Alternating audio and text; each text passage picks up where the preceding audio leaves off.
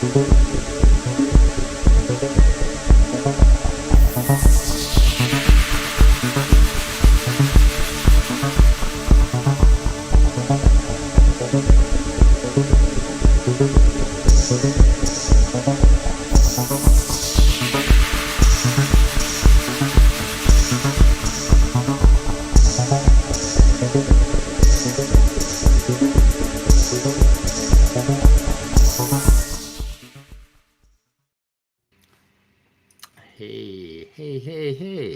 Here we are.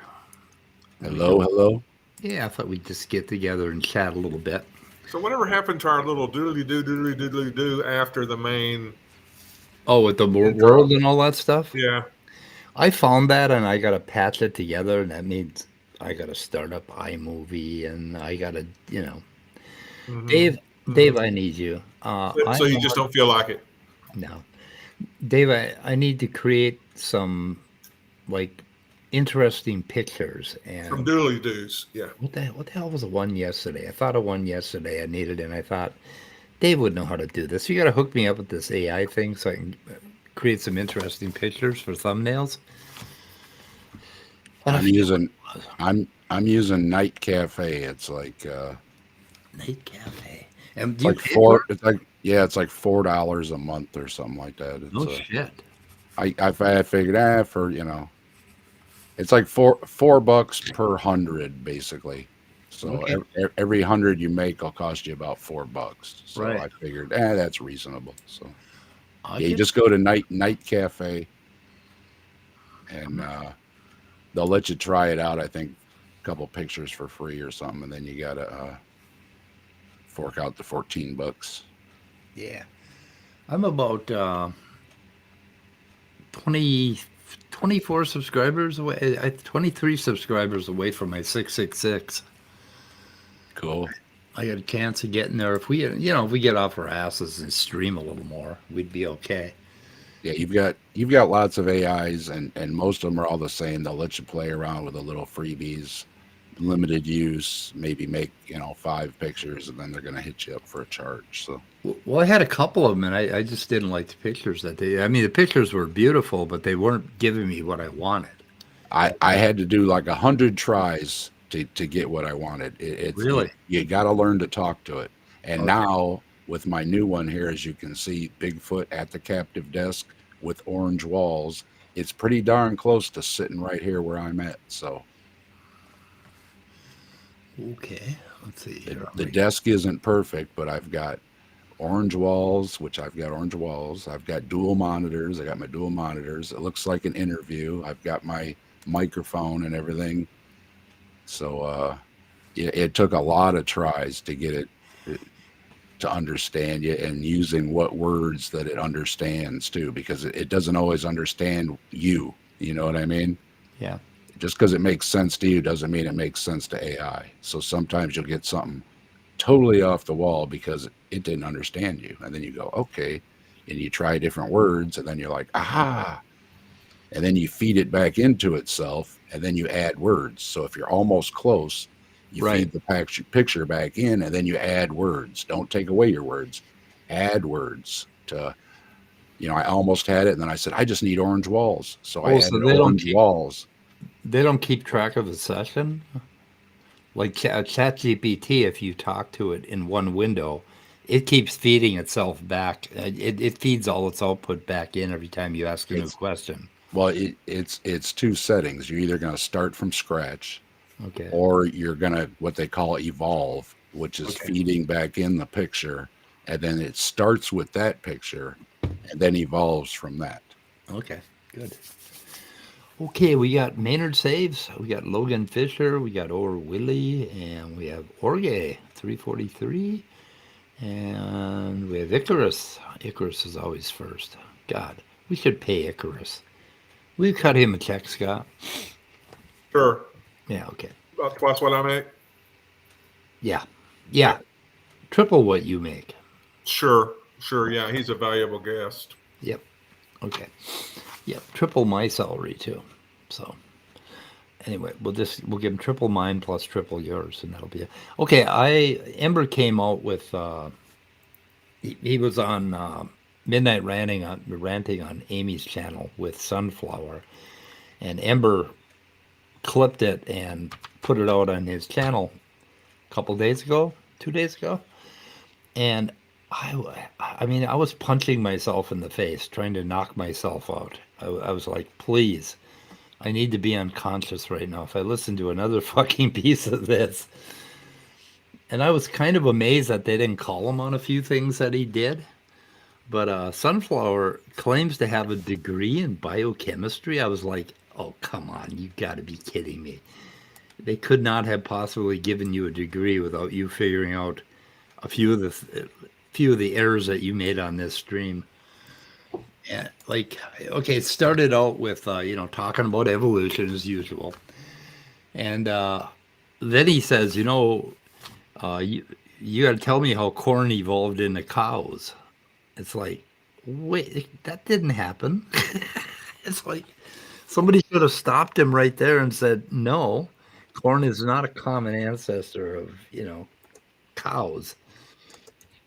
Corn and cows may have a common ancestor population back there, but by the time you get over to plants and fungi and stuff like that, talking about common ancestors and being related is kind of fucking stupid anyway, if you know the first thing about evolution.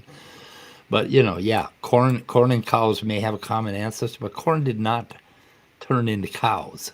You dumb motherfucker. I mean, okay, I want to make a point about somebody being stupid. Sunflower is ignorant, but he is willfully ignorant, and that makes him stupid. And he won't be corrected, and he's arrogant, and he sounds like, I mean, he was going on like he knew more than anybody else on the panel about evolution, and he come up with the lamest shit. So then, purple rhymes with orange tried to divert him and get him talking about vertebrates, right? If you want to talk about evolution, you got to pick a battle, right? And that's the problem with these fucking Christians. They say, oh, you can't explain how vertebrates developed, and then you say, okay, let's talk about that, and they say, oh, abiogenesis, how did that work? And it's like, wait a minute, that has nothing to do with fucking vertebrates, you asshole. It's like, pick something. So as soon as they went to vertebrates, Sunflower goes to eukaryotes, right? So he backs up, and a couple of times he backed all the way up to abiogenesis. Now, eukaryotes and abiogenesis are as far as part as us and the second or third nearest galaxy to us, right? Way far apart. And vertebrates are even further apart than that. So, like, you know what I mean? They fucking they ask these questions and they pretend we can't answer them. And then if you start answering them, Sunflower overtalked during this entire thing. He wouldn't listen to a fucking thing. It was just, and I just got really upset. Well, I got motivated. Let's put it that way. I got motivated. Let's see here. Let's play the first part here. So Sunflower has a degree in biochemistry, right? And he knows all about evolution, enough to tell you that it's impossible. There's no way it could have happened. And then he says this: transition from prokaryotes to eukaryotes is not equivalent to like any other evolutionary trait. This is a categorically different kind of event in the timeline of life. Are you aware? First of all, no event is like any other event. I don't know what he's talking about there. But listen to this. Hear that or no? Why is it categorically different? Because before this happened, cells existed as individual isolated cells. Like, as in, like, each organism was a cell. That's what prokaryote means. Okay. And then they all started to work together. Are you not familiar with this, like, at all, or? Okay. Apparently, he's not familiar with this because prokaryotes are cells without nuclei, and eukaryotes are cells that have a true nucleus.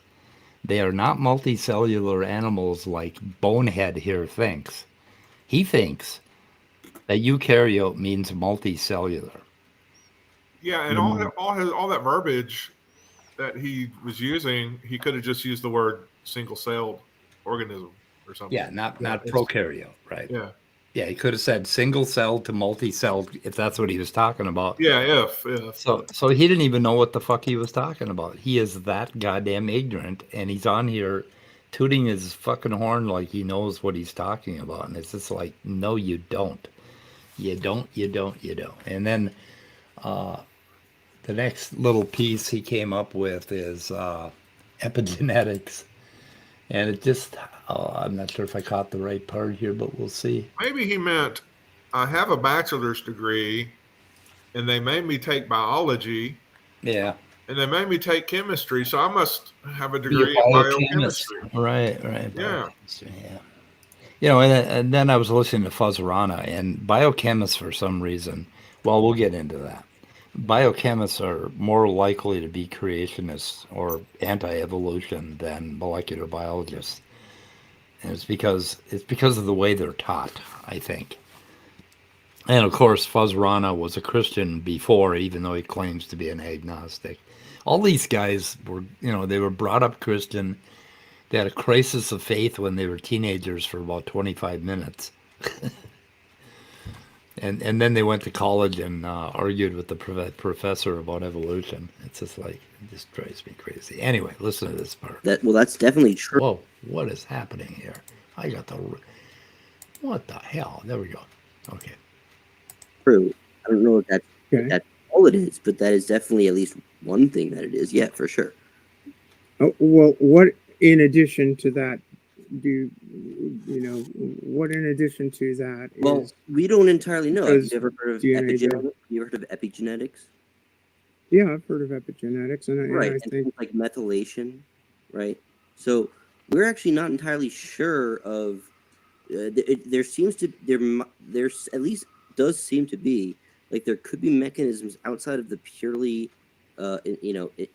instructive nature of DNA in terms of making proteins. There might be sort of things that are like in an epigenetic sense, or maybe methylation that can actually have a functionality of DNA that isn't purely in a sort of blueprint sense. And this is okay. very much like this stuff is very much being researched and verified. Sure. So it's not purely a blueprint or at least we're not sure if that's all it is.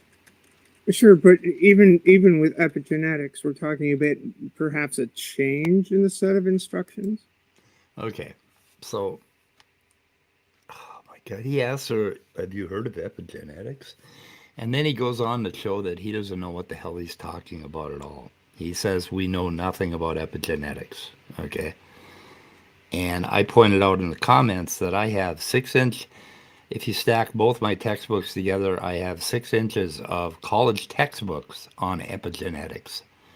And if you took all the papers that I've downloaded on epigenetics, it would probably be about 10 or 20 feet tall if you printed them out. And he claims methylation? It's like methylation? No, that's one of about 7 well-known methods for epigenetics. And then he says, well, it looks like the DNA is just not a blueprint, like something else happens.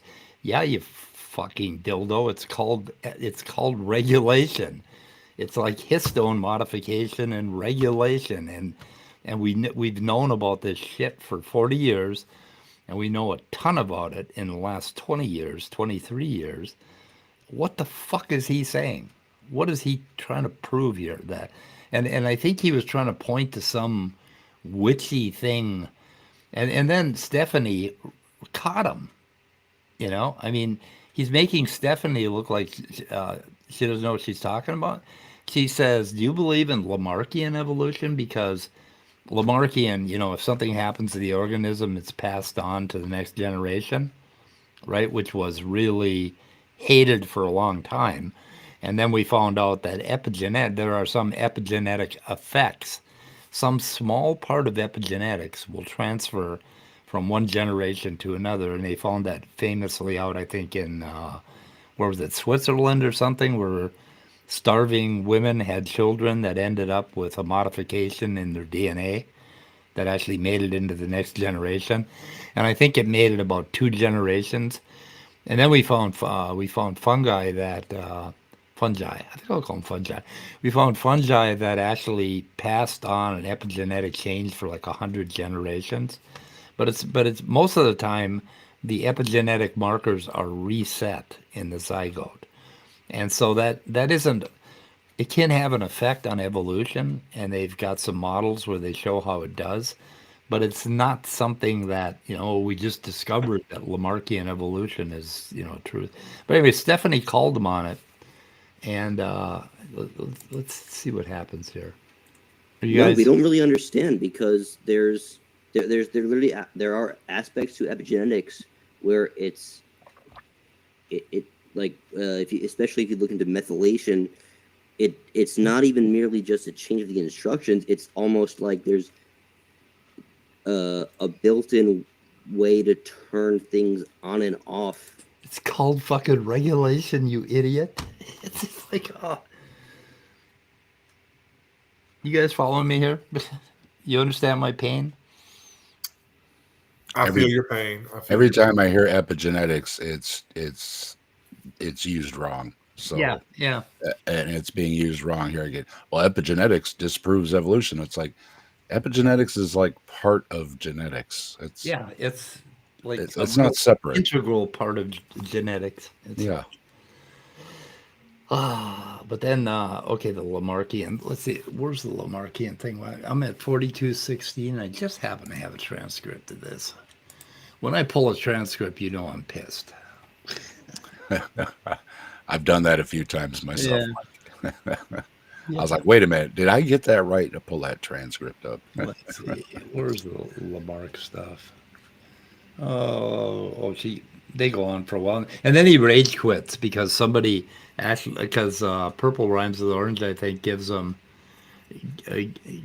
or else Beamsy gave him a 1-page printout telling you what epigenetics is, so he could fucking figure it out. Let's see here. We're trying to. Okay. Which I would consider a very thoughtful thing.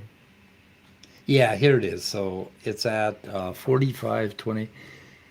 We'd have to listen a little while. Let's jockey ahead. You want to listen to him be done? Sure. Yeah, let's listen to it. We'll in go ahead. a distinct pattern. So the instructions themselves actually aren't even being changed, but they're being like sort of weirdly modified in patterns that are almost imprinted. It's very, we don't really know. There's a lot of okay. We are still Wait, learning about okay. epigenetics. All right, but so basically, yeah, it's an on-off switch for gene expression. well, no, there's not. You can't just basically. We don't even understand it yet. I'm We're- summarizing. well, No, I have a more fundamental He doesn't understand it. question to ask here. If we don't understand it, what do you think is the proper method for achieving a sort of understanding of it? I have no idea. We're doing the best we can. I don't know what the proper method is. Well, how do you? Okay, so, oh geez, my He's got a degree in biochemistry, and he can't even answer Stephanie's question. my earbuds just died. Yeah, no worries. Put But on none, and then Midnight Spark. What I'm saying is that there are things not only that we don't understand, but that we have not even sort of like really cracked into in a meaningful way. And does that mean that, oh, there you go, you guys have to believe in God now? Of course not. No, like that is not what I'm saying. What I am saying is that the things we're unsure of, especially as you go farther back in time, the level of confidence we have becomes increasingly low in the sense of orders of magnitude, and you can't just say because we witness certain sort of evolutionary things in the lab every day that we can then have a confident theory on what happened billions of years ago. Okay, we got to put a bookmark there. This thing about historical versus observational science. And epigenetics is a perfect case to further illustrate this, because we don't understand really any of it, and we're trying.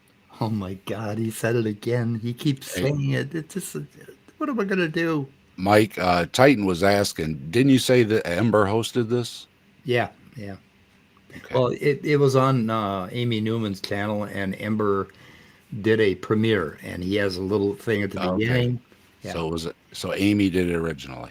Yeah, and it started out with Ember talking to Sunflower, and it was. Yep. Titan's right. That's the only one that'll have Sunflower on is Amy Newman. So Oh, really? Yeah, I'll have him on. I'd like to talk to the son of a bitch. Trying to. I want to talk to him about epigenetics. We're sort of scratching the surface, but we don't have a comprehensive understanding of it at all. And Purple Run, it wasn't even a top. What's that, Scott? Did you say something, Scott? No. No. Oh, okay. I heard somebody who sounded like you on Amy's channel. That you discussed. Are you sure you're not hearing this for the first time? With all due respect, Sunflower. Okay, what did he say here? We're sort of scratching the surface, but we don't have a comprehensive understanding of it at all. And Purple Run, it wasn't even a topic that you discussed. Are you sure you're not hearing this for the first time? With all due respect, Sunflower. You were bringing up in your original when you said we have gaps. You weren't talking about epigenetics. Do you know what they are, Purple Run? Can you respond to that? Go ahead, Purple. But that seemed a little. No, over I the top know to me. the epigenetics is not what I was talking about before, but it's still Okay. Thank you for admitting that. I appreciate. I do appreciate that. Purple tried to get him to talk about vertebrate evolution, but no, he went back to eukaryotes. So still the same thing, though, that, with the epigenetics, there are gaps we don't fully understand how all of the individual cells form. And, with the evolution, there are gaps that we don't have a complete record of how everything came in. I wouldn't call what we have in epigenetics today gaps. There's a individual molecules, and we don't know everything that they do, and individual modifications, and we don't know everything that they do. And we don't have all the descriptions, but as far as theory goes, there ain't no fucking gaps. So into the next species. I mean, that's Sunflower. You're not a Lamarckian, are you? a Lamarck. now that was a good one, Stephanie. Ian, I don't even know what that means in this context. You don't know what Lamarckian. In this context, no. Do you know what Lamarckianism is? Sounds vaguely familiar from my. Yeah, it's basically the theory that well, to totally simplify. So Stephanie shows right here that she knows a fuck ton more than he does, and he and it doesn't even faze him. And the whole time he's here saying epigenetics like he pulled a big rabbit out of the hat that nobody else is going to understand, and then he doesn't even understand it well enough to know how much we actually know about epigenetics. Stephanie's well read. She's pretty good in discussions on at least knowing a clue about things. So and later on he rage quits here, I think. Title rather than the without content. changing the DNA sequence. Yeah, probably have to read That's it. what you posted, dude. This is too much, man. Like I can't. Okay, well you can leave. Post that? Like, what are you show doing? quiet. I know. I've been triggered. I've been triggered. I'm sorry. I gotta leave now. The fact that he posted the Medline plus. I'm really sorry you are, because I'd like to I'm follow. outta here. I'd love to. Anyway, that was it. So then he leaves. He's triggered now. He left. It's just like, oh my goodness, what the fuck? What the fuck? Okay, so Ember pointed out at the beginning of this video that overall, what Sunshine was let's see, what was he trying to say? I'm trying to. Oh God, I'm gonna run a little bit of a gap on. I got to think about this for a minute. Let's listen to what Ember says in the beginning. Just don't try to put a God in that gaps. Yeah. Howdy, folks. Today I've got something a little bit different for you. In the spirit of my good friend Mark Reed, I've got a room rumble. On August 10th, our friends Amy Newman and James W. had a debate with Kent Hovind on Standing for Truth's channel. After that, they went to an after show on Atheist Junior's channel, and once that was wrapped up, went back to Amy's channel for a midnight ranting about whether evolution is true. This video is an excerpt from that open mic. If you want to see the whole thing, and you should, a link to Amy's stream is in the description. Now, the reason I'm focusing on this part is because you'll notice that I behave a little bit strangely in this stream. Part of it is because of the late hour and the fact that I'd been working all day. But part of it is because I'm a little less assertive than normal. There's a bit of a delay in my responses. And there are a few reasons for this. First, because the last time I spoke with Sunflower, we were able to reach an amicable consensus. And the fact he was being so confrontational was throwing me off a bit. The second factor is that because of my frustration, I had to reject my first several instinctive responses because they would not be productive. So I had to go a ways down the list to find something to say that would move the conversation forward rather than just react to what Sunflower was saying. So in addition to rejecting my initial responses, I was also evaluating what he said, what he meant, where he was going with that, and what motive was underneath all of it. Although Sunflower eventually retreats when he's positively overwhelmed by the sheer amount of information being presented, I suppose, we do make some significant progress on figuring out what exactly is going on. It may not be evident in the stream, so I will lay it out here. Throughout the course of the conversation, Sunflower frequently refers back to, it's okay if you don't have an answer. I'm not saying you have to believe in God. And that seemed weird to me, and I couldn't quite put my finger on it at the time. But in retrospect, it looks like what might have been going on is that Sunflower was attempting to drag science down to the level of uncertainty that religion occupies in order to make the case that they're both equally implausible, so why not consider religion acceptable? It is telling when we get to the point right before Sunflower blows up and leaves, where he flat out starts shouting, "I'm right and you're wrong." So leave me your thoughts in the comments below. Anyway, okay. So that was his overall point is to try to say, oh, we have these gaps, and it's the same for religion, so you could just flip a coin. Evolution or creationism, one or the other, so you may as well just flip a coin. So, and From which one of those gaps does God emerge? yeah, Well, there was a shift. They shifted from being anti-science to saying, no, we're not anti-science. That their science is just wrong. That's a shift that the creationists made over the recent years. So yeah, you notice more and more that, oh no, we don't deny science. They just are all wrong, and Nathaniel Jeanson here has it all figured out. yeah. The other one is that science proves God. Basically, just look at the trees. That sort of bullshit, right? Look at the trees. Love to look at the trees.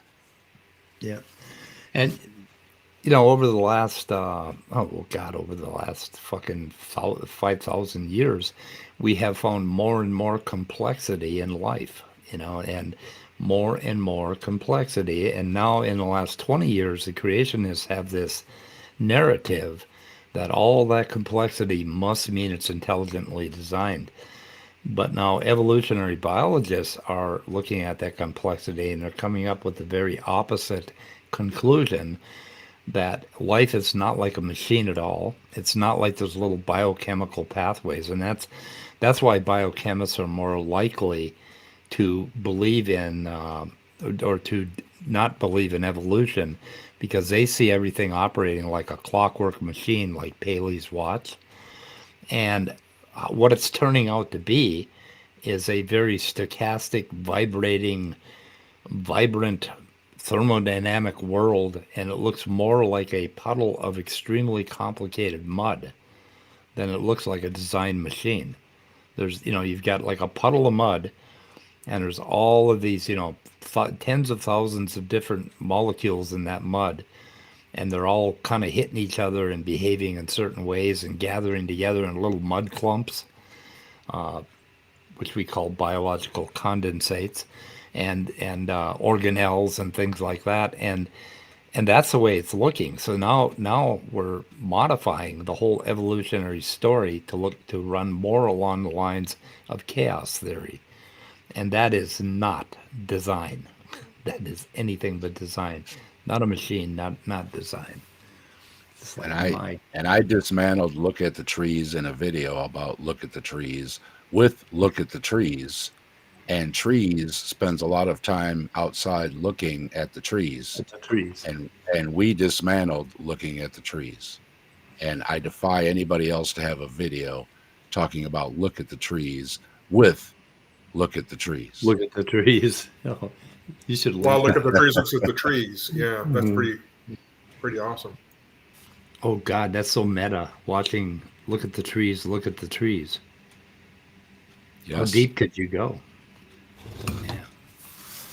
Yeah. Anyway, that's pretty cool. So, yeah, the other thing that Sunflower was bringing up is, we have that the impossibility of knowing exactly how life evolved. We never thought we were going to figure that out, and we don't need to. And what we do is what we need to come up with is just plausible pathways through all the different multiple pathways. And if we find a pathway that's impossible, then the creationists win. But they never go out and look for that. Intelligent designers, creationists, they don't do any of the fucking work to show us why something is impossible. They always try to come up with this back of the envelope probability calculations to show us why it's improbable. They never show why it's impossible, which is what you would have to do in order to prove creationism. You got to show it's fucking impossible. Or you got to show the earth is young, one or the other, like Cordova says. It is just amazing, amazing, amazing. Anyway. Then James irritated me in chat today. James, what did he do to irritate you? Well, he said, he posted something. What did he post? You hear this, James Apperson? Yeah, James Apperson, we're calling you out on this shit, man. What are you doing? What are you doing perturbing the sound of gravity? James Apperson says, true science begins when a toddler repeats putting something in their mouth. They learn about their world this way.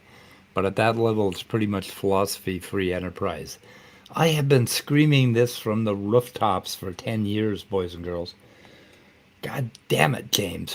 Have you not been listening to me? Like, epistemology. Okay. So, do you remember when I got into trouble when I said that I prescribed to scientism? I remember that, yes. Yeah. Subscribe? Do I subscribe or I subscribe? You've gotten in trouble for a couple of things you've said. Oh, yeah. Anyway, I'm a scientismist. Scientismist? I don't know, whatever the hell they want to call me.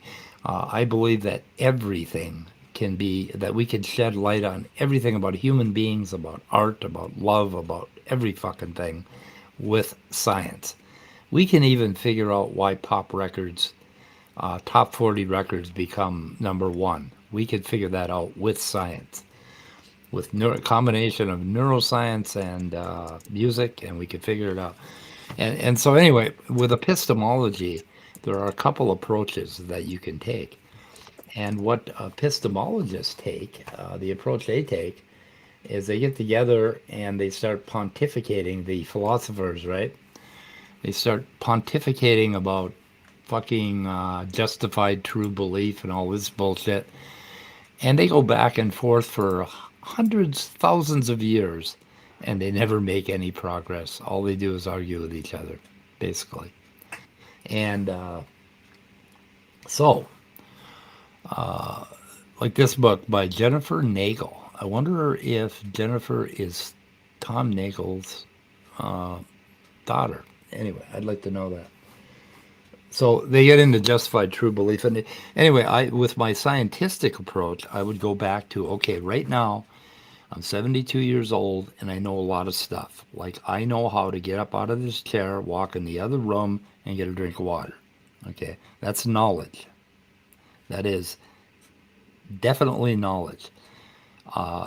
But they want to talk about things like justified true belief. How do you justify that? How do you know there is a chair? It's like, how do I know there is water in there? It's like, anyway, what I like to do is take the naturalistic approach to go back all the way to when you were a zygote. And you started splitting, the cells started splitting. And when a cell found itself in one area, basically it was in a particular context and it had other cells around it sending molecular signals and pressing on it physically. So there's physics involved. And that was a form of very, very early learning. And then, of course, it develops into this full-blown human being, which gets born about 9 months later. And then baby, my first science experiment was when I poked myself in the eye with my fingers. And I probably did that about 10 times, because repeatability is important in science. And then I said, fuck that, I ain't going to do that anymore. It hurts. But I mean, your knowledge builds up in these little tiny atoms of moving our limbs in the world, looking at things, moving our head a little bit or our eyes a little bit and looking at them again. They look a little bit different. Walking around something, realizing that you can hide one thing behind another. That happens somewhere around 3 months to a year, I think. And then eventually we end up with all these concepts. And then when we get all these concepts and language, we become philosophies. And we sit around and pontificate about what we know today and try to fucking analyze what is knowledge without ever going back and looking, hey, you're a fucking biological organism. Let's look at how you learned how to ride a bike. Let's look at how you learned how to talk and learned what metal was and how to electrocute yourself in a light socket, shit like that. I mean, this is where epistemology must be brought to in order to figure out what it is. And I lose patience with pontificating philosophers arguing about foundationalism and fucking just It's everything. It's the how versus why. Right. Theists want why, philosophers, some, I don't want to say all, but some will argue too with why. Yeah. Science wants to deal with how. And what does why imply? Why is about causality, right? But why, more importantly, the why that they're getting to is not about causality so much as it's about intention. Like somebody intended something to happen. Hell, hang on a second. I'm trying to plug my fucking Apple Pencil.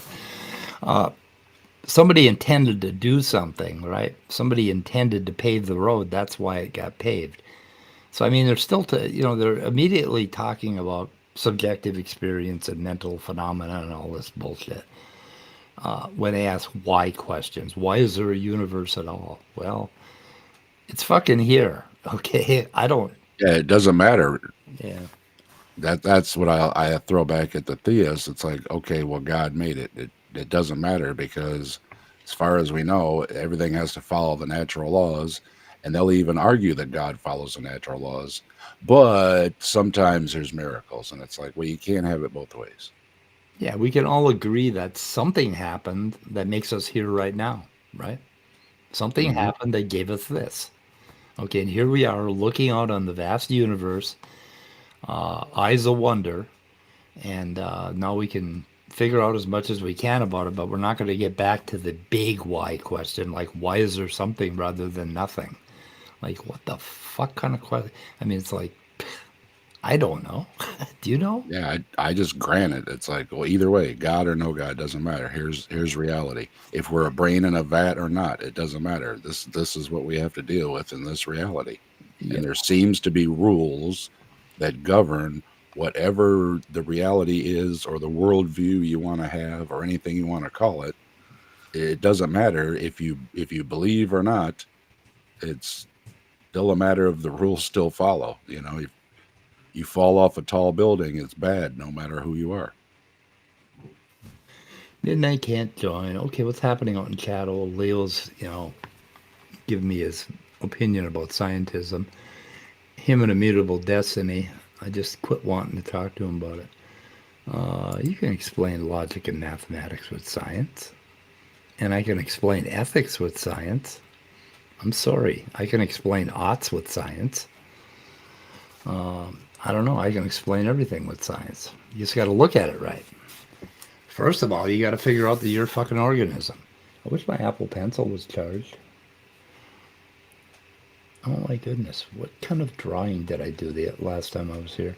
Anyway, guys, what do you think about epistemology? I mean, doesn't it make sense to look at ourselves as biological organisms with brains and take a look at how neural networks might acquire what we call knowledge? Oh no, I triggered Scott. By the way, did you get that that link to that thing about the brain and DMT that I sent you this morning I did. from that Institute of Anatomy and Physiology? Yeah. The great channel. I'm going to take DMT for one reason, and that is to get an opinion about it. But DMT is like a psychedelic I don't think people should take. That was my 20s. Yeah, you took DMT? No, but experimenting. Yeah, I took. Yeah, let's see. I took PCP, which is similar. So, but you know, it gets you into a place that LSD and psilocybin does not. It gets you a little further away from a functioning brain at all. My opinion on any kind of drugs is it's just a different amount of high. That's all it is. So Yeah. the more high you want to get and the more, like you said, out of control you want to get, then the higher or the harder the drugs you do. No, it doesn't work that way. They're all different, Dave. DMT is not like LSD. MDMA or ecstasy that's a bad one because that one has a amphetamine effect. And that one I will never take because I'm an amphetamine addict. And psilocybin and LSD are different than each other, but they're along the same vein. So psilocybin and LSD fall into one category. DMT and PCP fall into another, or ketamine.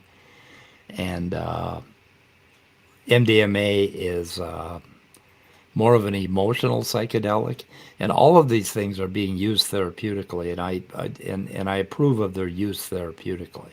We have a request to open up the stream. Who wants to get in? Midnight. Midnight's been Hold trying on. like heck to get in. He ain't gonna get in. You know he ain't gonna get in. We can always try. He'll just answer a phone call and talk for 20 minutes. Yeah, and the other thing about DMT is like people insist that they can communicate with each other on DMT, and it only lasts, I think, about 15 minutes, so it's a real short thing, and it's like it's just not enough, and I don't approve of it. Certainly don't approve of it for any kind of recreational or personal use where you don't have a trained physician with you. I think it's a really bad fucking idea. Jesus, how did he? Oh, you put the link out. I just put the link out, and Midnight popped in like within a second. I thought, holy fuck. Yeah, there's no avatar, and he just went away. Trigger finger, yeah. He ain't gonna get in. Here we go again. Oh, that's Leo. Oh, we got an avatar. Leo knows how to use a computer, which is good. What's up, Leo? So you getting ready for your big debate next Saturday? Yeah, I've watched a few videos from Eric. I watched a debate that he had with Ben Watkins because Ben Watkins kind of thinks like I do with some of this stuff. So I was interested how Ben sort of approached the discussion.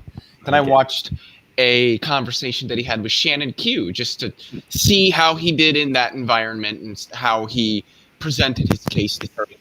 So yeah, it's gonna be a fun debate.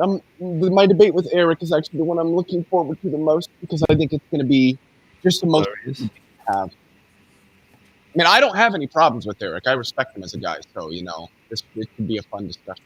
Hernandez? Yeah. Ooh, why? Why do I respect him?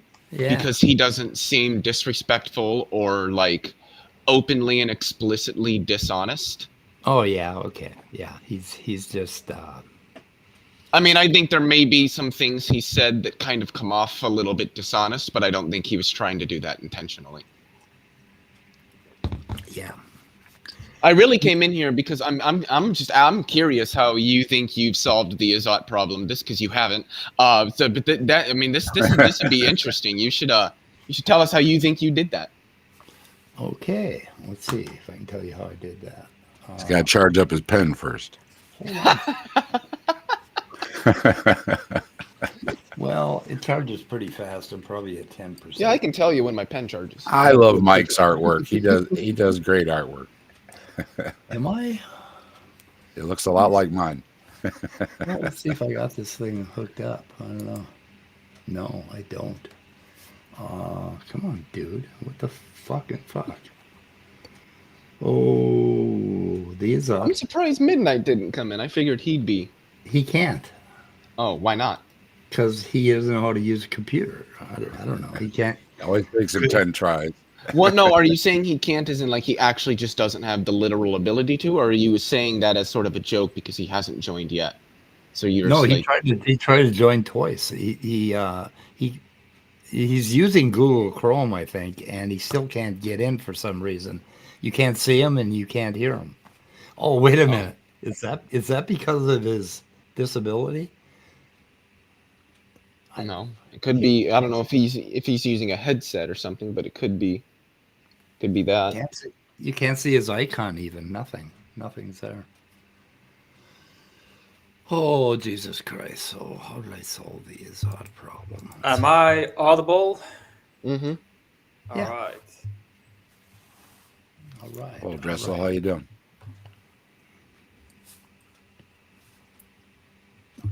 Hey, haven't talked to Did you. you call for a me while. Dessel? Dressel. Huh? Dressel? Yeah. It's Dessel, right? Isn't it Dessel? No. I just call him Trace because I don't know. That Yeah. Oh, I sounds like better. that. No, sorry, I just sneezed. So, Because when I first met him, I knew him as Drace. So. Okay, Leo. This Well, is that's you. what I was looking at. I'm not. You- I'm not like red though. I be brown. You got the color wrong. Fucking racist. Mm-hmm. I thought you were Native American. Leo I do just have got native purple. in me. He just got purple washed. That's what happens when you mix the colors. man, I I think the don't dog stirred something up. I'm sneezing. Gosh. started doing that. Okay, so you're an organism, right? Sure. Okay, we figured that out. So basically, you start out, from a zygote, right? I was talking about how you learn stuff when you're a zygote. You learn stuff because there's cells around you, that basically impinge on you, and you learn.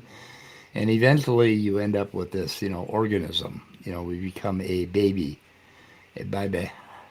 So when you become a baby, you have, this brain, and then you go out into the world, and then the world starts impinging on you. And this is why I believe in naturalism, right?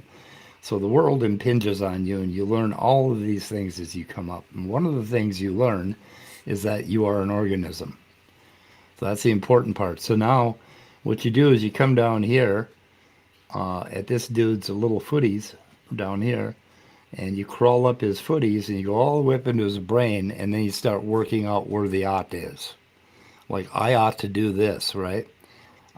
When a human being feels that he ought to do something, there are a million experiments that we could do on that ought to figure out exactly why. What do you that mean is by that? How do you do an experiment on an ought?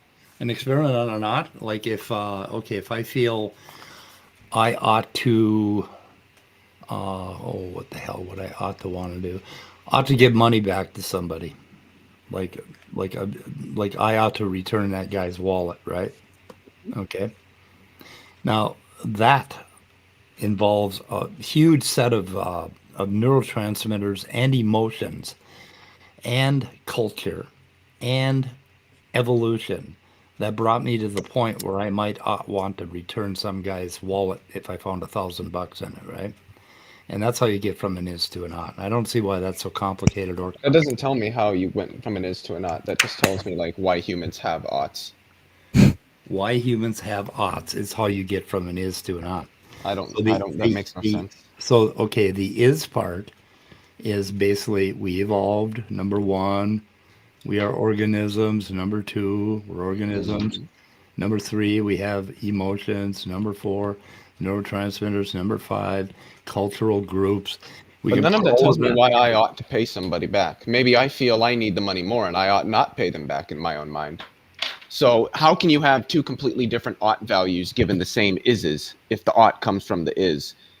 The exact same set of ises then should always give the same ought, don't you think? You shouldn't be able to get different oughts from the same set of ises, but it seems that you can do that. Well, you could easily do that if this turned out to be a sum of particular values, right? 0 and say you were raised by wolves, so you had 0 cultural influence. Say you were hungry, so your emotions kind of went into the negative direction. And we do this as a sum, basically, and we could come up with why you were motivated. We could come up with a complete, now in principle, not in practice, we could come up with a complete physical description of why you would not return the money and I would. Okay? And these are all natural facts. So we could take natural facts, which are all ises, and we could arrive at an ought. I don't understand why. Well, they might explain why you have certain beliefs or desires, but they're not going to explain anything about those beliefs and desires prescribing certain norms. Well, I think the one thing that might, from all the ises, explain why we get oughts, why we have oughts, not necessarily that the same set of oughts exists for each individual. Right, everybody's a It's different the fact that organism. we're a social species. I don't see how that explains why I ought to save a drowning child. Well, that's a specific ought. First, you have to establish the reason for us having oughts. I think there's a different set of oughts for everybody, but that the tendency is towards a particular set of oughts, but there's enough variance among individual cases to where you can't say that the one set of logical precepts leads you to the same ought for everybody. Yeah, that's just effectively stating normative anti-realism. I hold the normative anti-realism. Oh, It's okay. not explaining how oughts you get oughts from ises. Yeah, So don't mistake me for necessarily agreeing with speed. I don't know where I agree with speed and where I disagree with speed until we talk about it. And I've never really had a full-length conversation about my moral theory to know where it falls within all the different. But to me, it's almost a. Well, do you think that there are thing. things called moral truths? Do you think that there are moral truths, no. moral statements that No. are true? So you don't even think that any moral statement can be true or false? I don't think I would use true or false for that. But Yeah, it's hard for me to say that simply because I don't know how I think you have a certain. You're right. You have a certain set of precepts that you can gain from science or whatever, from observation, from even mathematics, even. But no, you can't say because the ought that I come up with will probably be different in 1,000 years. Well, yeah, but I don't see how that would mean you can't ascribe a truth value or a falsity value, or, the concept of truth to it. Well, what would that mean exactly? If Yeah, I I don't know how. Well, the thing is, it's Give me a true. twist. It's Give me a true twist. that vanilla ice cream is my favorite flavor of ice cream, but that's not true objectively, is it? Of course not. There can be truths that are subjective. No, The concept of truth is not necessarily objective or mind independent. Okay. Your preference for vanilla ice cream is objective. What? It's objective. It's an is. It's something What that is? it's something that we in principle What could is? put your love of vanilla ice cream over all the other flavors. I don't think that's independent of mind. That's dependent on my mind. Well, your mind, yeah, and And your the mind, subject is Leo in that case. and you're an organism. Sure. Okay, you're an organism. You have a brain. Your brain is arranged in such a way that you're going to respond to vanilla ice cream more positively. But I don't think that my preference for vanilla ice cream has anything to do with any structure in my brain. I think it's going to be far more related to culture, environment, things like that, rather than just the mere structure of my brain. I think most things are that way. Okay, most things don't really have much to do with the structure of our brain, at least with respect to like who we are as a person and what we like and what we don't like and our beliefs and our aims and our desires. Most of that has to do with culture and environment, not the mere structure of our brain. I don't think the mere structure of our brains really has a lot to do with who we are as people. Oh my God! No, okay. You've got a little conflation here. Okay, now the structure of your brain you're talking about, the overall structure of the human brain, right? Okay, let's see. So it kind of looks like that, right? Like how major highways are wired together in your brain. Okay, that's one kind of structure. But another kind of structure is these little synapses at the end here, basically, that hook up to neurons, and those things are affected by culture. I call that the structure of your brain. I call the weight of each of your synapses individually the structure of your brain. If we're talking about the overall genetically implied structure of your brain, that's a different thing, right? Okay, the weight of your synapses is going to affect your choice in ice cream. It's going to affect your beliefs. You agree with that much, right? Well, I think it's going to be causally related to them. Yeah. If you go out and you choose ice cream, something's going to happen more in your brain and between you and that ice cream than anywhere else in the world. It's not going to happen out in culture. Like when I start eating the vanilla ice cream, my brain will probably begin to release some dopamine or something like that, which is naturally going to affect the brain in ways that cause that person to prefer that whatever it is that they're enjoying because they enjoy it. Okay, and that would probably... And I'm not denying any of that. I'm just saying that that would probably... preferences and things like that, norms that humans have across the board aren't they don't matter. Like the structure of the brain doesn't matter to them. Culture and environment does. But culture and environment are sort of the things that form the brain into what it is for any individual. Right. And that's what I'm saying. That's what I'm talking about. I'm talking about what your brain is today. Your brain today is wired as such that almost every time you run into a choice for ice cream, you're going to like vanilla more. Okay, that's how that's how you are wired up. Now, I don't give a shit how you got there. It could have been culture, environment. It could have actually been a gene, Leo. I mean, there's a possibility that you have a gene. I think there's some possibility, yeah. Yeah, there's a possibility that you have a mutation that makes vanilla more likely to be liked than chocolate. Such as with cilantro? Do you think there's any relation between my favorism for vanilla and my favorism for white women? I think you're just being racist. Oh, okay. No cilantro. Yuck. Cilantro is fucking delicious. Well, I don't like it. It ruins the whole dish. It's no, it doesn't. Salsa with cilantro in it is, oh my God. Yeah, I tell you, I really do love cilantro. I like it in salsa. But the thing is, I would bet cilantro tastes like dish soap today. It That's taints the whole dish. It's so like Leo, there are there's like a variant of I don't remember which specific gene it is, but there's like a whole variant, and people who have this variant, they experience a soapy taste with cilantro. Cilantro tastes like dish soap to them. Yeah, because of that. But also my point is, but like even those people may learn to like the taste. Yeah, even I've tried. I can't. I use fresh parsley in my salsa instead, and it's that'll work. Perfectly delicious. No, yeah, it does. It's awful on my tongue. I'm one of those people. It's awful. No, we got everybody fighting about ice cream out in the chat.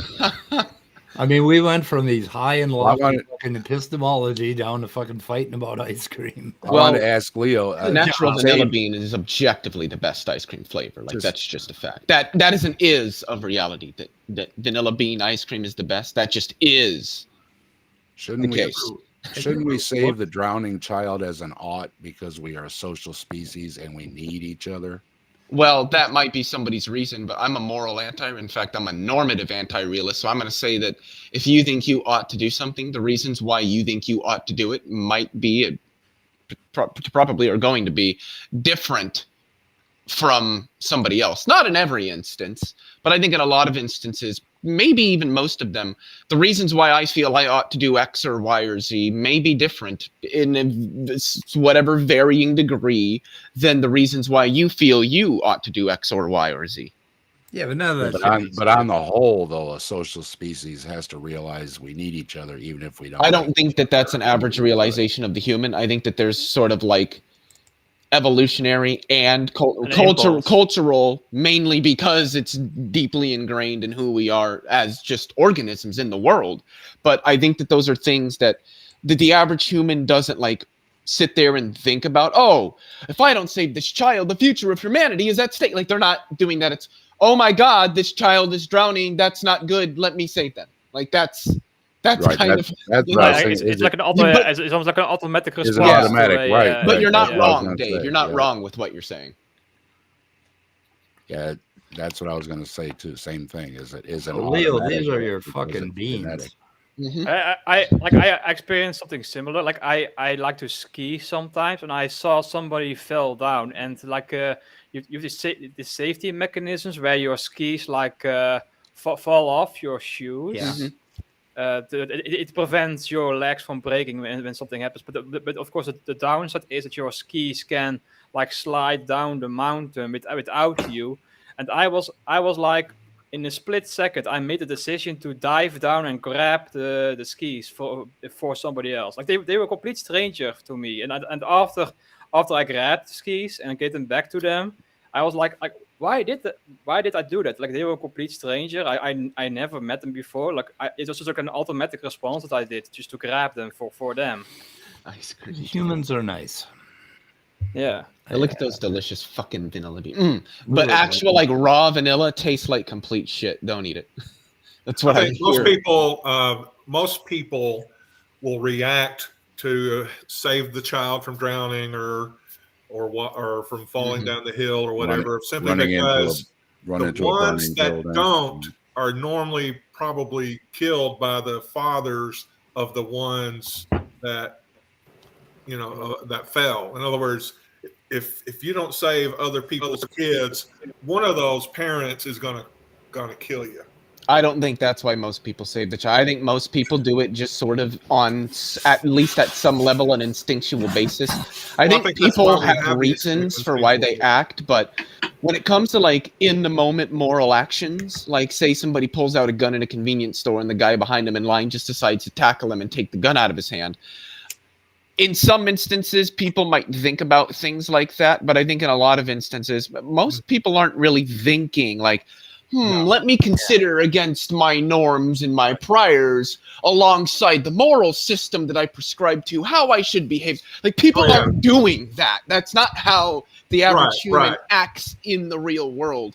So I think that that's something that even a lot of philosophers can tend to let slip by them when we have these discussions about morality and norms and how people behave and rationality and things like that. I think that a lot of stuff, particularly in the moral field, humans tend to behave quite instinctually. Like if you saw a child drowning, I think most people would just not hesitate. Most people probably wouldn't even take their phone out of their pocket. They dive in and save the fucking child. So I think that's something that we need to remember is the average human isn't sitting here pondering this before they do something. Now, we do that in many different situations, but not in those sort of extreme moral situations where, say, a child is drowning. Yeah, I agree that the stated reasons we do things, even when the reason is I did it instinctually, Mhm. aren't the actual reason why things get done like that. There are reasons that you observe on kind of on a meta level that might explain individual Yeah. behaviors. But I also think that reasons can motivate us to act before we've even consciously considered those reasons. I think the brain can do a lot more without us consciously being aware of it than what we're aware of. And I think that plays into it. We've and I got reasons for think why a we would lot of- save a drowning child, and those Yeah. reasons have motivated us to act to save the child before we've even realized that all that is played out. The brain has already done it. Yeah, I believe that's why we need education and training for people, simply because we will often do things by instinct, and we rely Or on impulse. training to get us to do what's actually helpful rather than what we instinctually think is helpful. Mhm. So we can even, by our own instinctual sense of right and wrong, we can actually do the wrong thing. Yep. I have a question to Leo. Like you said, you were a normative anti-realist. If I got it right. Like, well, we do have norms, but what do you mean when we say it's not? So It doesn't exist. Yeah. the difference, most people understand the difference between objective and subjective to be respectively mind independent and mind dependent. So one could say that we ought to proportion our beliefs to the evidence for any given claim that's made. We should believe the claim with a level of strength that is proportionate to the amount of positive evidence there is for that claim, such that if there really isn't any, then we don't believe it. A lot of people are going to say that's true independent of what you think. I would say, no, the fuck it isn't.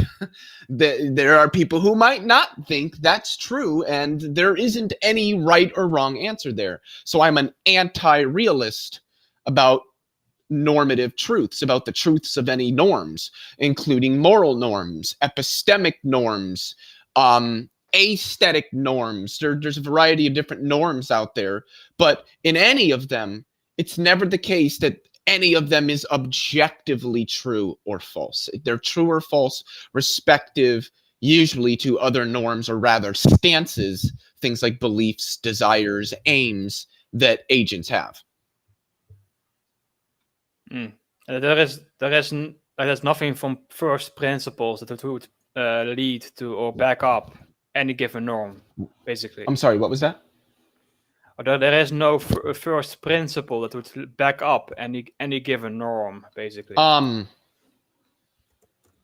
not sure if I would use the phrase first principle, but I mean, I'm not saying that you're inaccurate there. I just don't use that term enough myself to really understand exactly what it means. But the way you worded it may be correct. But I get what you're saying, and yes, I agree with you. Well, I guess like I maybe like I don't know where I stand on it. Like I've seen something on game theory. Like I think you're familiar with the concept of game theory. I'm familiar with the concept, but I don't know much about the subject. Like I think it points out that certain behaviors are like they emerge from social interactions. Depending on the parameters, you can get like selfish or selfless interactors, like even though those things won't be sufficient to say that norms are real, basically. Even then, yeah, or that the truth of any norm is independent of what any agent thinks.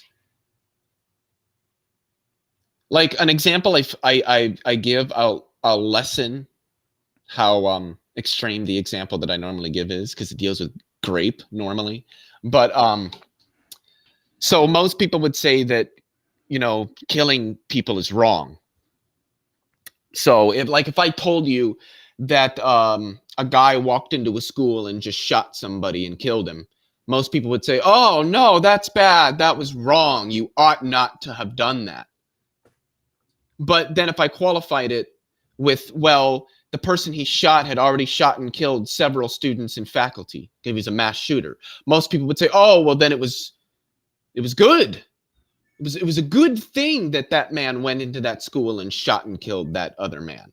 So like you said, there's certain conditions that surround us that I would argue change the truth value, so to speak, of certain moral statements or even other normative statements, such that trying to prescribe some objective level of truth to them just doesn't seem to work.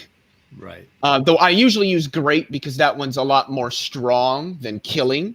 More people seem to be willing to admit that killing can be okay rather than grape. And so normally I say, hey, what if and I get that it's a very contrived hypothetical, but it still makes the point.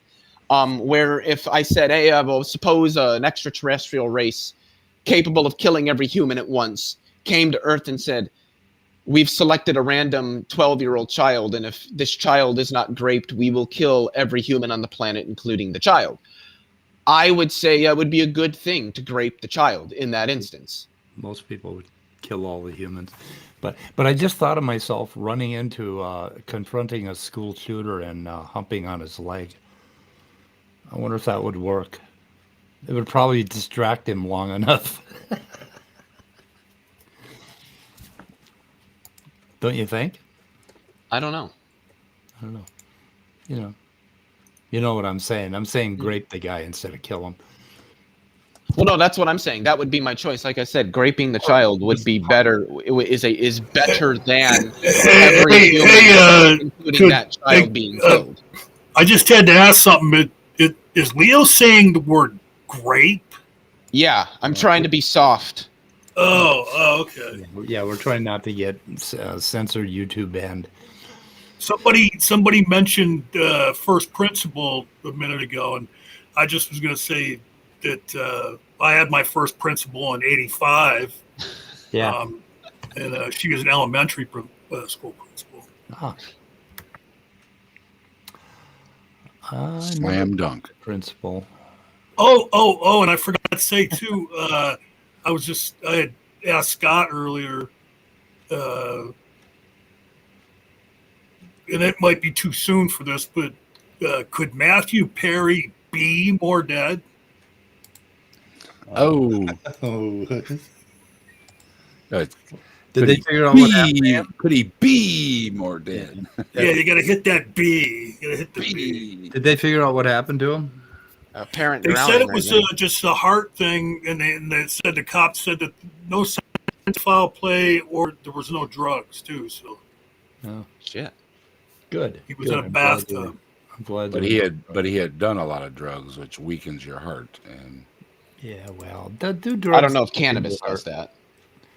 I know alcohol can fuck your heart up eventually. Mm-hmm. But I don't know about just your standard. Cocaine is totally safe for the heart. Will not do anything to it at all. If you snort like pounds of it a day, you should be good, my friend. I used to, and I was like the only thing is I lost all the feeling on my left side, and I had horrible chest pains all the time. But I don't know. By the way, don't listen to me, kids. Cocaine is absolutely horrible for your heart. Like literally, like the worst thing you could do to your heart is cocaine. Yeah, like all you 9 through 12-year-olds that are watching. Yeah, and about the dumbest thing I have ever heard is people smoking cocaine or meth. Oh, fuck. That hits your heart so fucking hard, and like 1 out of 1,000 maybe, or 1 out of 10,000, the fucker's gonna stop cold, no matter how old you are. I've never done it and don't plan to. So quite a few I know that used to do it a lot are gone already. I never smoked that shit because I was a really good drug addict, and I hated the idea that the smoke was getting away, that I couldn't keep it all in my body. I've never done it in any way. I thought that was Yeah, but wasteful. somebody like, dude, how about when you just sprinkle it on top of a marijuana bowl? The worst I've ever done is I did take a little bit and rub it on my gums, because I was told that unless you like do that with a shit pile of it, it's actually not really going to get you high. And all it did is just make my mouth kind of numb. No, it'll get you high if you put enough on your gums. That's what I said. I was told you have it can get you high, but like one little swipe with some that's covered your finger is not going to do it. Like it makes a really good. It's really a good anesthetic. In fact, they use it. They did it on my son. They put topical cocaine on his face before they gave him a Novocaine shot, when they had to stitch him up when he got attacked by a dog.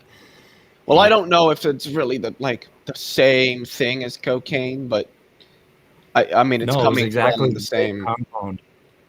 Exactly the same compound. They use topical cocaine in clinics. They don't like to advertise it because they'll have idiots trying to break in, and they don't have a lot of it, I don't think. But Imagine cocaine and somebody Novocaine are very snorting similar. massive sums of topical cocaine. Wasn't that in one I'm of the so movies? glad. Or I'm so glad I didn't. snorting I'm glad I Novocaine. didn't. I'm glad I didn't go down the cocaine path. Wasn't that in one of the movies where Oh, they the were cocaine. where they were messing around and cocaine was all over the bed, and then they were just all numb and they couldn't move, and they were just laying there on the bed. I didn't get into cocaine until I was a rich consultant, and then I got into cocaine. Because cocaine is really fucking. It only lasts for about 20 minutes, the high, and yeah, you Well, the spend a pot lot of money on that shit. the pot smokers were always the dirty hippies, and the people that popped pills and did cocaine, they were the better thens. Yeah, the three-piece suits in the bathroom, snorting cocaine, getting those financial markets. Well, that's all to maintain mother's little class helper. interest in class relations as they are.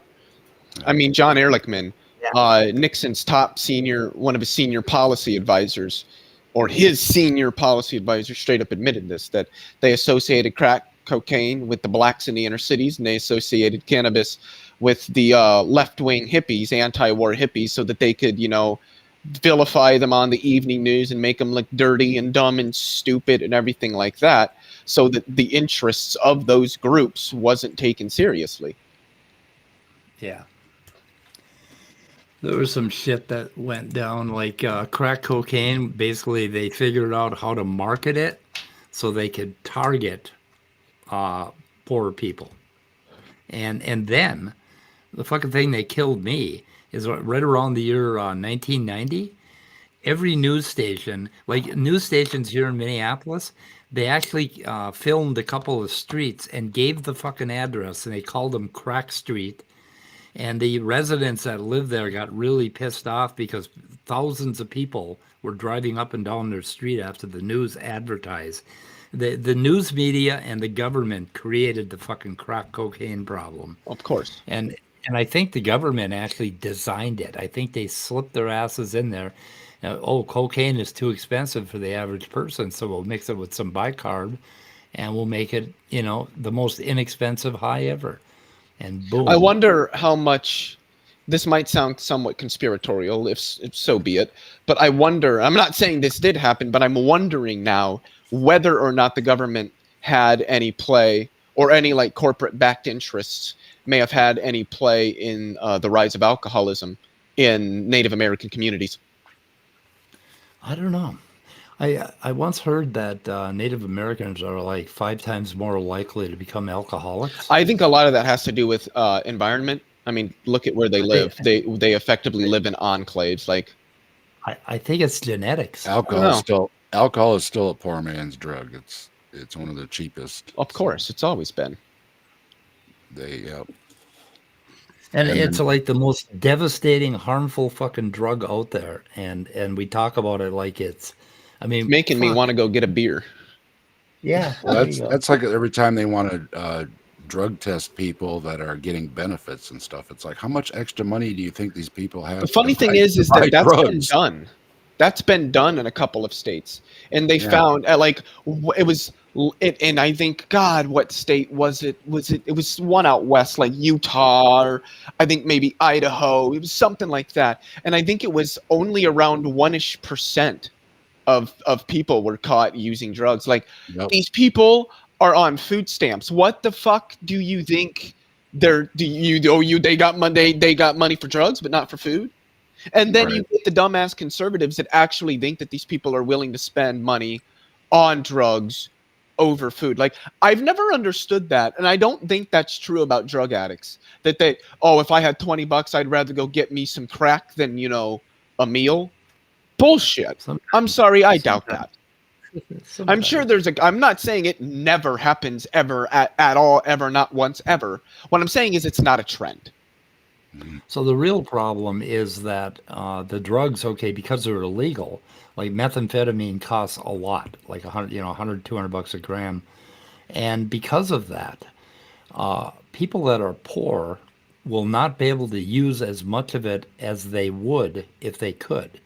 And that keeps them addicted because they have a week to recover before the paycheck comes in and they can buy more. So if they made it, if it was and readily available, I think about 70% of the meth addicts would sober up within 3 months. And of course, 5% of them would kill themselves if they made it, available. I had 2 times in my life when I had unlimited methamphetamine in front of me or cocaine. And both times I ended up wrecking my body to the point where I had to fucking sober up. I could not go on because I had no limits. Like I had a fucking 30-gram pile of meth sitting on the table in front of me. And I went to treatment that day. So people are too poor to even reach rock bottom.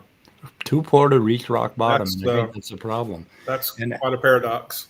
And I mean, it would be a bold experiment to make that shit not only legal, but cheap and easily available at a pharmacy.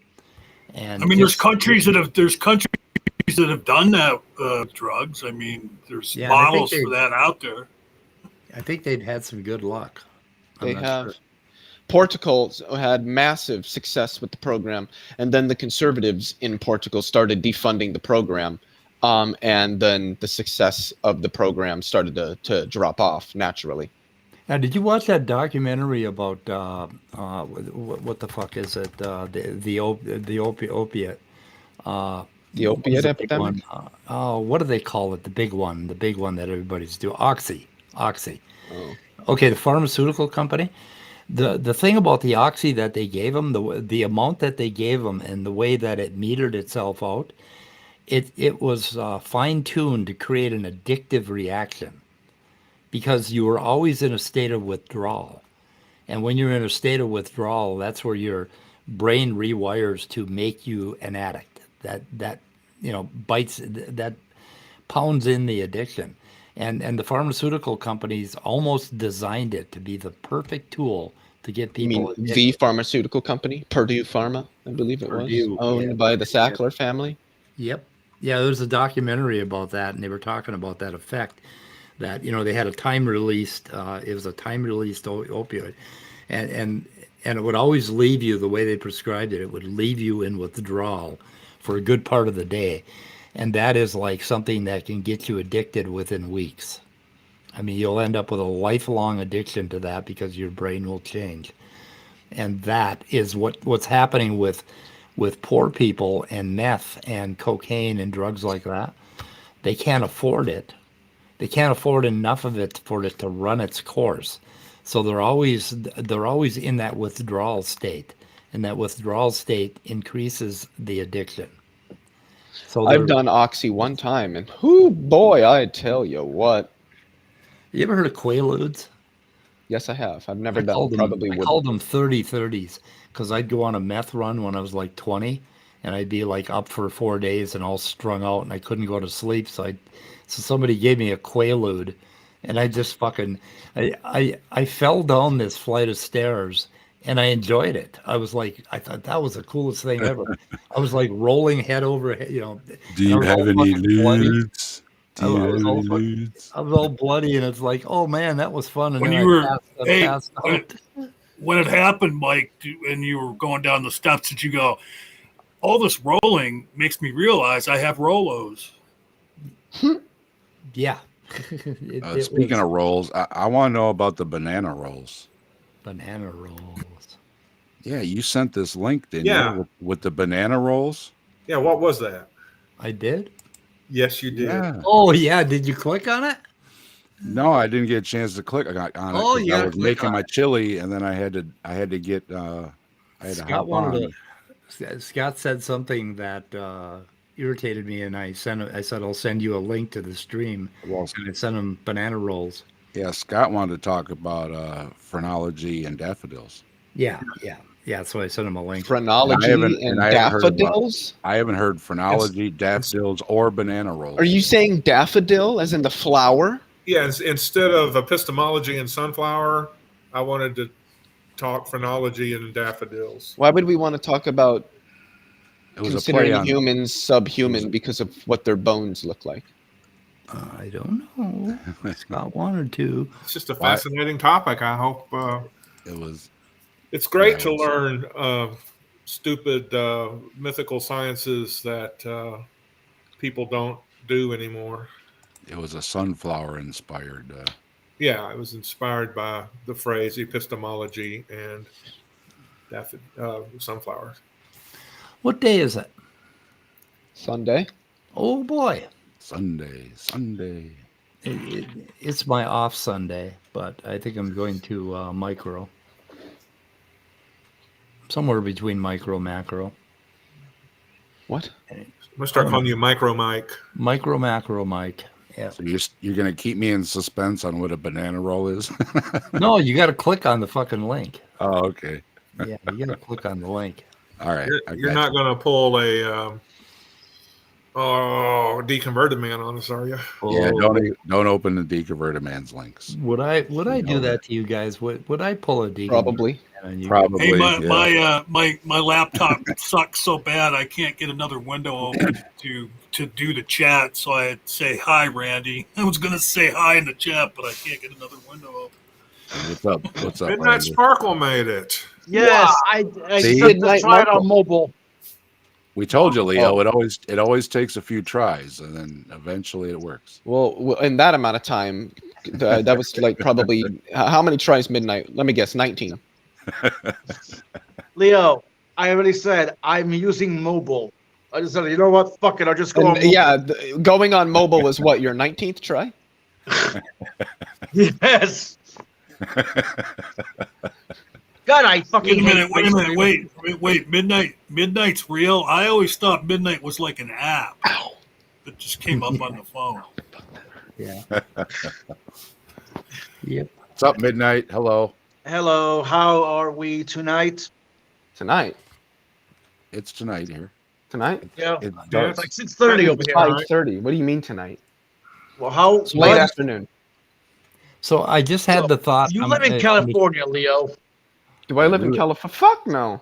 We Well, live I in don't Many real fucking people. know. They all How- stink. What time is it They over all there? cost money. I don't. So In mid- California, 3:30. No, where you are? I just told you it's 5:30 here.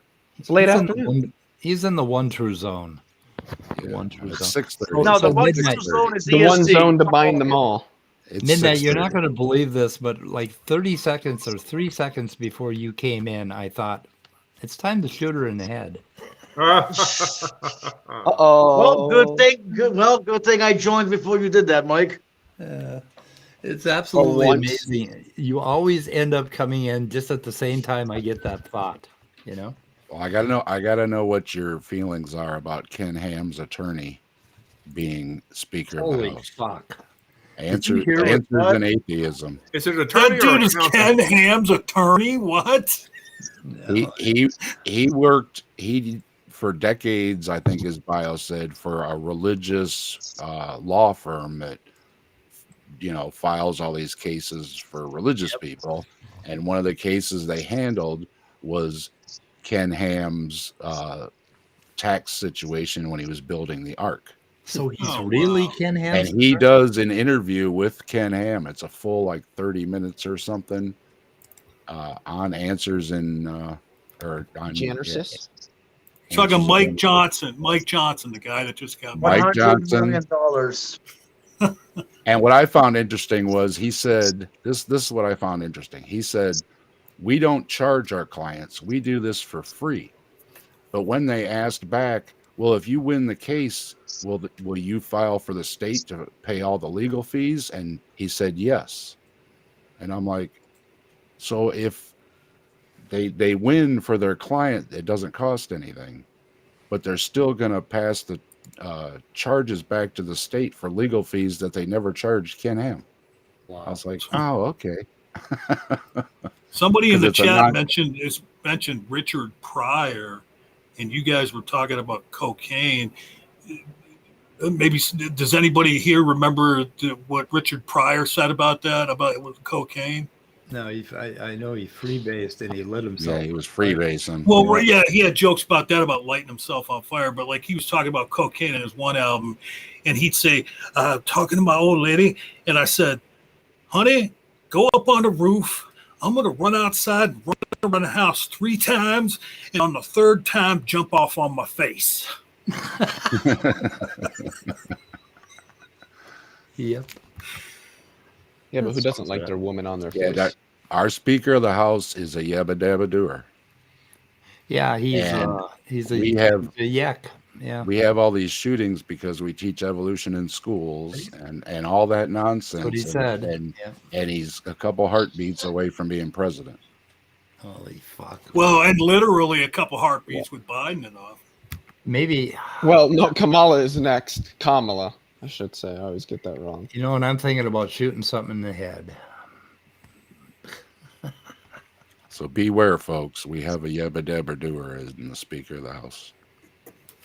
I'm really I worried just about got this. here. I'm really worried about this country.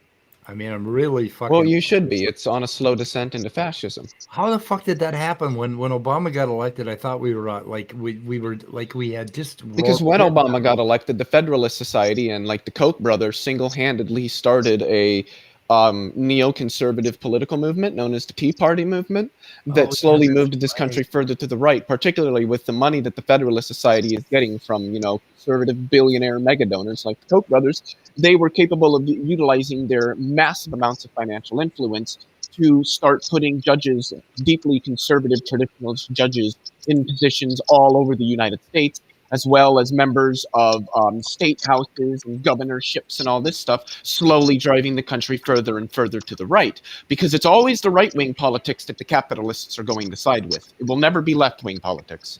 Well, and there was another seminal moment that happened in Obama's first term at the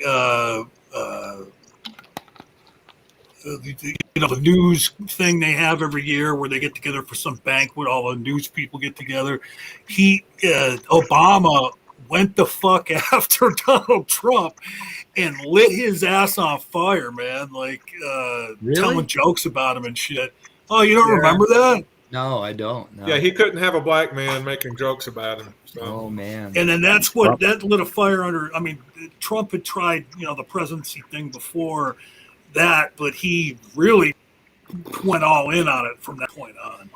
Yeah, so I guess that goes to my idea that any great wave has to fall back, and I think we were at the peak with Obama, and I think we're from here it's going to be downhill. What do you mean the peak? I think we were at the peak of our fucking development in this country. No, abso-fucking-lutely not. We're developing more right now. Trump is feeding into the Christian nationalism too. He said, if elected, he wants to pass new immigration laws. But guys, you got to remember so that if you're not our religion. You can't get into this country. Yep. But you have to remember, this is a minority of people in this country. There's a book by Jane Mayer called Dark Money, The Hidden History of the Billionaires Behind the Rise of the Radical Right. Wow. That kind of does a good expose of what Bill was talking about. It's death throes. The Murdochs, the Koch brothers.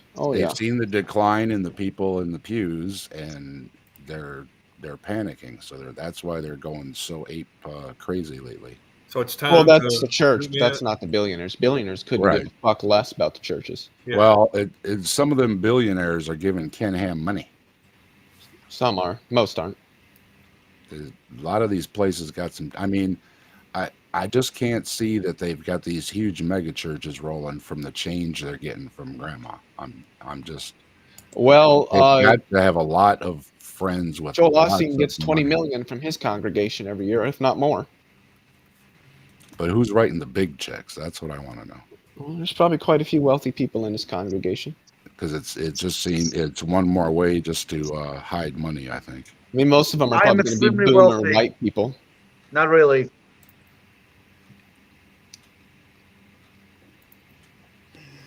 This thing's moving, but it's not saying nothing. We have to go bye-bye. Can't you hear me? Hey, can I ask one last question? Yeah. because I got here late. What Yeah. did Sunflower do now? Oh fuck, he's just so. He didn't know what epigenetics was, and he was blathering about it like he was some kind of a fucking pro. He didn't know what a prokaryote was, and a eukaryote. He didn't understand that. He was blabbering about that like he was a fucking pro. And Sunflower doesn't know a lot of things. and the rest of what he did was he was just being Sunflower, you know? And that's enough. That's enough to piss me off. So, anyway, so I thought I'd get on and point out how ignorant that fuck is. I mean, he is really ignorant.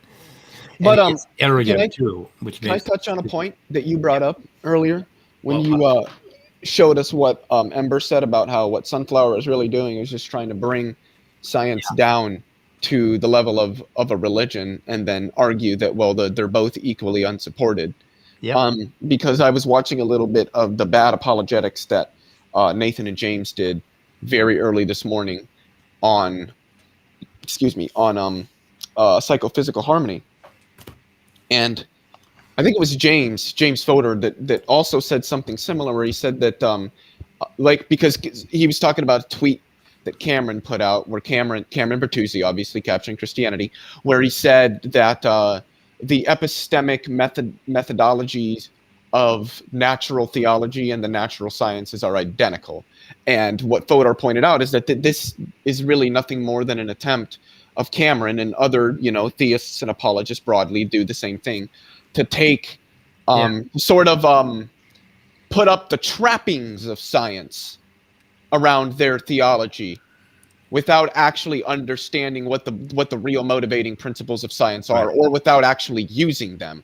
And it's all an attempt to make the theology look like to give it some extra points, so to speak, to make it look like it's something as rigorous as the actual empirical sciences, when all you've really got are just the trappings. You don't have any of the real substance, the real meat.